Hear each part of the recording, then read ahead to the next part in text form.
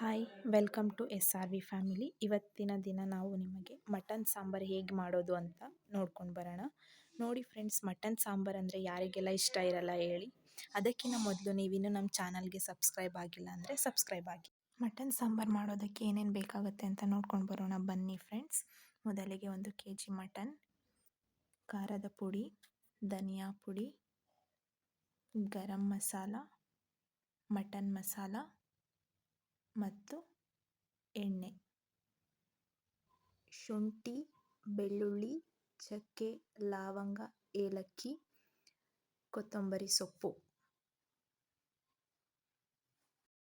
ಸ್ವಲ್ಪ ಉರಿಗಡಲೆ, 2 ಟೊಮ್ಯಾಟೊ, 6 ರಿಂದ 7 ಈರುಳ್ಳಿ, 1 ಒಳಕ್ಕೆ ಕೊಬ್ಬರಿ. ಹಾಗಾದರೆ ಬನ್ನಿ ಫ್ರೆಂಡ್ಸ್, ನೀವು ಕಾಯ್ತಿರೋ ಮಟನ್ ಸಾಂಬಾರು ಹೇಗೆ ಮಾಡೋದು ಅಂತ ನೋಡ್ಕೊಂಡು ಬರೋಣ. ಮೊದಲಿಗೆ ಒಂದು ಕುಕ್ಕರ್ಗೆ ಸ್ವಲ್ಪ ಎಣ್ಣೆಯನ್ನು ಹಾಕಿಕೊಳ್ಳಬೇಕು. ಎಣ್ಣೆ ಬಿಸಿಯಾದ ನಂತರ ಅದಕ್ಕೆ ಮಟನ್ ಹಾಕಬೇಕು.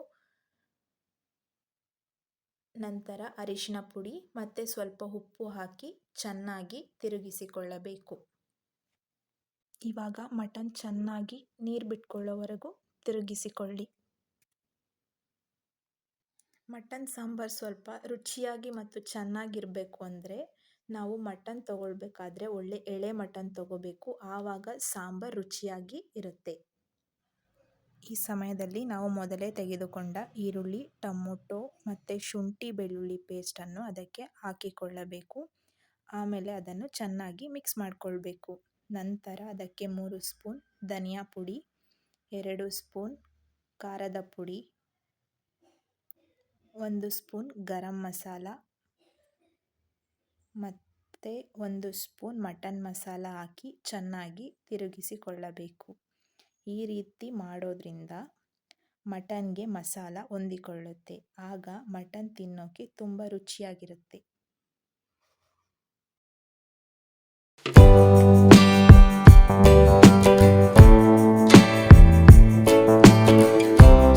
ಮಿಕ್ಸ್ ಆಗಿದೆ. ಇವಾಗ ಕುಕ್ಕರ್ ಲಿಡ್ ಮುಚ್ಚಿ 2 ವಿಸಲ್ ಹೊಡೆಸಿಕೊಳ್ಳೋಣ. ಕುಕ್ಕರ್ ವಿಸಲ್ ಹೊಡೆಯೋದಕ್ಕೆ 20 ನಿಮಿಷ ಬೇಕಾಗುತ್ತೆ. ಕುಕ್ಕರ್ ಈಗ ಕಂಪ್ಲೀಟ್ ತಣ್ಣಗಾಗೋಕ್ಕೆ ಬಿಡೋಣ. ಕುಕ್ಕರ್ ಲಿಡ್ ಓಪನ್ ಮಾಡಿ ಮಟನ್ ಹೇಗೆ ಬೆಂದಿದೆ ಅಂತ ನೋಡೋಣ. ಮಟನ್ ಈಗ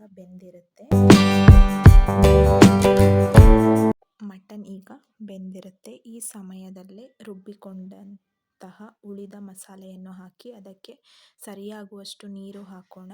ಆಮೇಲೆ ಸ್ವಲ್ಪ ಕುದಿಯಲು ಬಿಟ್ಟರೆ ತುಂಬ ರುಚಿಯಾದ ಮಟನ್ ಸಾಂಬಾರು ರೆಡಿಯಾಗುತ್ತದೆ. ಅದನ್ನು ಅನ್ನ, ಚಪಾತಿ ಅಥವಾ ಮುದ್ದೆ ಜೊತೆ ತಿನ್ನೋಣ.